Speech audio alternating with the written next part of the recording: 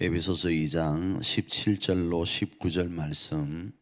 또 오셔서 먼 데 있는 너희에게 평안을 전하시고 가까운 데 있는 자들에게 평안을 전하셨으니 이는 그로 말미암아 우리들이 한 성령 안에서 아버지께 나아감을 얻게 하려 하심이라. 그러므로 이제부터 너희는 외인도 아니요 나그네도 아니요 오직 성도들과 동일한 시민이요 하나님의 권속이라. 아멘. 오늘은 하나님의 가족이라는 제목으로 말씀을 좀 나누려고 합니다. 우리가 지난주 좀 살펴보았던 내용들은 과거를 생각하라라는 말씀으로 연결해서 예수님께서 둘로 화평케 하셨던 그 모든 것들을 살펴보았습니다. 그러면서 오늘 본문에서는 또라는 단어로 시작하면서 주께서 이렇게 우리 가운데 함께 하시는 이유가 뭐인가 하면 평안을 전하려고 하셨다라는 거예요. 우리와 너희와의 사이에 있는 하나님의 은혜 안에서의 평안을 전하여서 너희가 대립의 관계가 아니라 우리와 대립의 관계가 아니라 평안 가운데 서로 하나님의 가족으로서 살아갈 수 있도록 하기 위해서 그리스도는 우리 가운데, 하나님은 우리 가운데 은혜와 사랑을 베푸셨다 이야기를 합니다. 그래서 그리스도께서 거리적으로 멀고 가까운 이들에게 평안을 전하신다, 이렇게 오늘 본문은 이야기를 합니다. 거리적으로 멀고 가까운 이들이라는 이 말은 결국은 모두에게 그러하다라는 겁니다.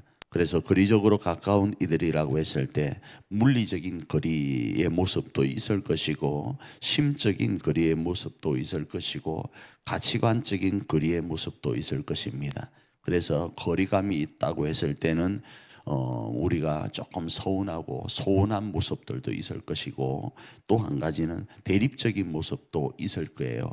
그러나 그것이 어떠하든 간에 하나님은 우리 가운데 서로 평안하도록 하셨다라는 겁니다. 그래서 그 평안한 모습 가운데서 뭘 하도록 하려고 하는가? 나중에는 하나님께 나아가도록 하기 위한 것임을 말씀을 합니다.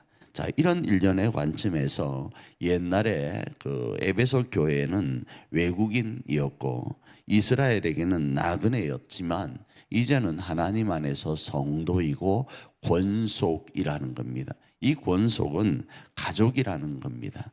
그래서 오늘 하루 이 말씀을 우리 삶에 적용하기를 원합니다.